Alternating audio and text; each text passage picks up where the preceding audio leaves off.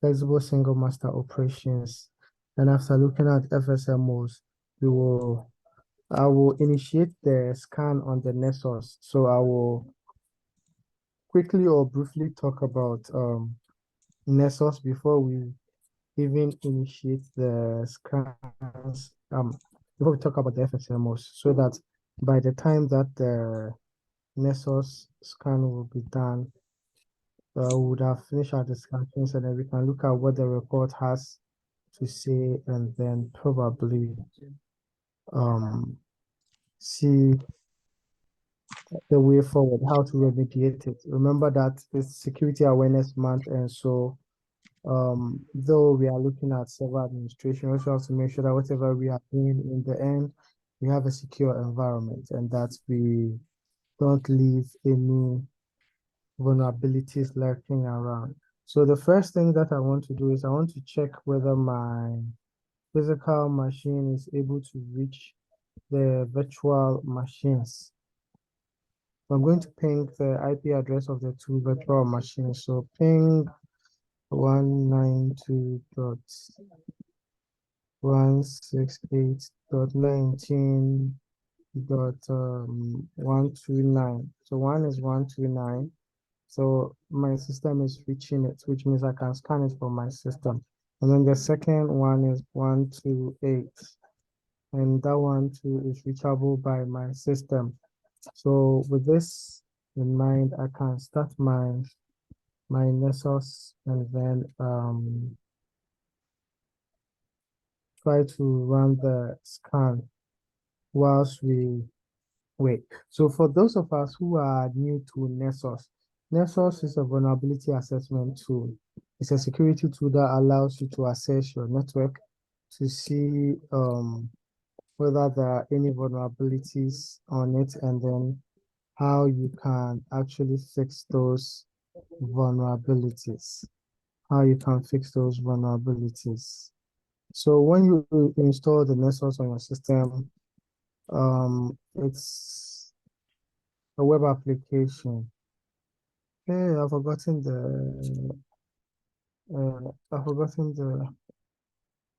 local hosts, and then the port is 8843 or something. Let me just check what port is used by Nessus. Um, Port used by Nessus.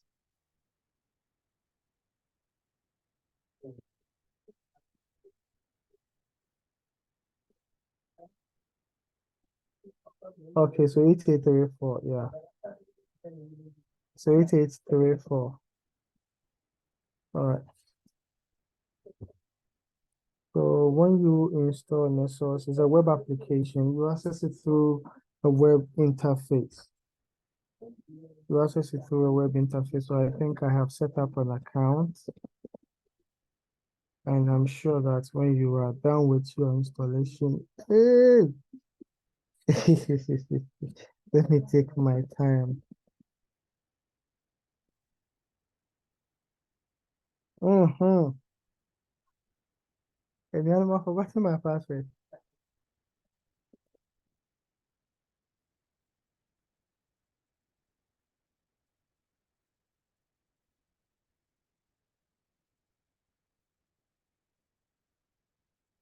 Okay, I think finally I'm in. All right.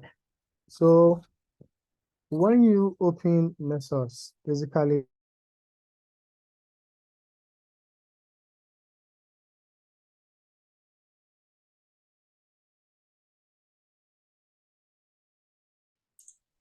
okay, sorry about the inconvenience. My network disconnected. So back. All right. So Nessus is a vulnerability assessment tool. And then when you log on to the Nessus, um one of the things that you can do is you can create a new scan. You can create a new scan. So when you come to new scan, it has a lot of plugins in there that you can utilize for your scan. We have the basic scan, which allows you to do a full scan suitable for any host. Then we have the advanced scan. Configure a scan without using any recommendation. Then we have advanced dynamic scan. We have the malware scan. We have the mobile device scan. So it depends on what you are trying to do. So for the traditional scans, you may want to do an advanced scan. And so when it comes to the advanced scan, you have to specify a name for your scan. We also have what we call credentialed scan. With a credential scan, you provide a username and password so that if the scan is going on and it requires to authenticate to the system to be able to probe further, you can provide the credentials and then it will be able to log in and then oh, that actually is there. It will be able to probe the system, but then mostly we don't provide credentials if someone else is the one doing the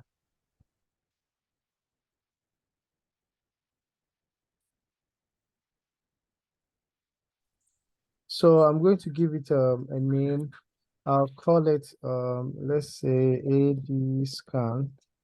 And then you can add a description. It's going to be under my scans. You can create your own folder for where you want it to be.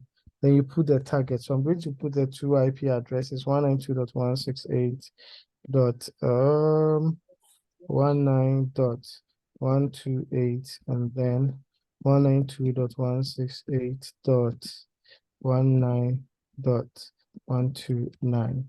So with this, I'm good to go. So I just have to save the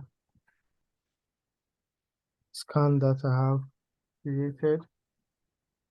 And then after saving it, once it is ready, I can launch the scan. So I'm just going to click launch and then leave the scan to run. So you can see the scan is running. So we'll leave this to run and then switch back to our lessons. And once we are done, we'll come back and then check what is happening here. If you have a question, you can ask. If there's no question, we move on. So we want to talk about FSMOs. Are we okay? Flexible single master I have a operations or question. what we Excuse me. okay, please go ahead. Yeah, with the credential scan, if I'm getting it right, you input your credentials, that's your username and your password, right? And then as and when the Not system,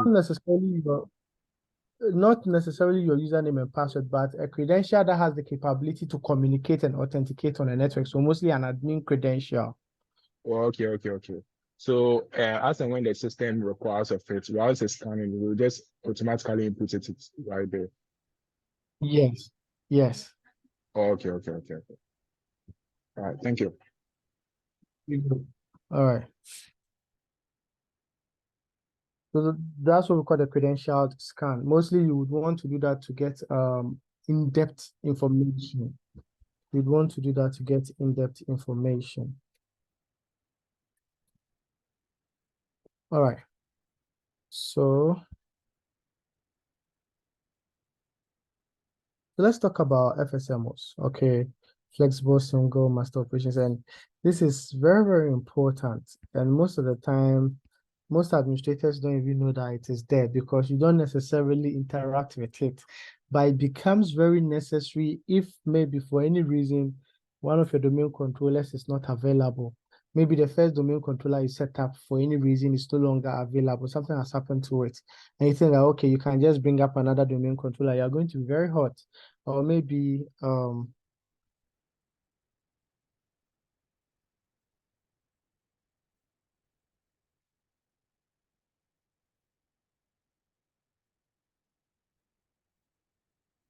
guys, can you hear me? Yes, sir. Yes, you can hear you. Yes, please. I would have been signed out because I've signed in on another device. So I thought maybe I've been disconnected. All right, let's continue. So as I was saying, if you have no knowledge about these things and you think you can just dispose of any Active Directory, you are going to be very, very hot. Now, Microsoft created Active Directory in such a way that any domain controller can perform the activity that the other one can perform.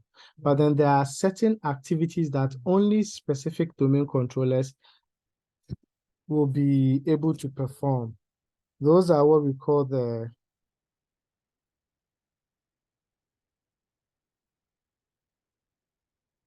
Okay, so Abdurrahman, if let's say this is a network environment, then the credential would be a credential that is capable of accessing any device on a network.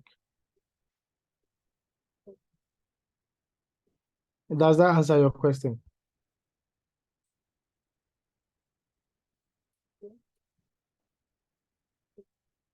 All right, so let's proceed. So Microsoft created Active Directory in such a way that you can do whatever you want to do on any domain controller. But then there are certain activities that one domain controller has to perform on behalf of all the other domain controllers. Those are what we call operations masters, or better known as what? Flexible single master operations. So these are what we call the schema master, the domain naming master, the PDC emulator, the RID master, and an infrastructure master. Now, at the end of the day, when you have any network environment, you have at least 5 of these roles on there. And by default, the first server you set up has all these 5 roles. So this means that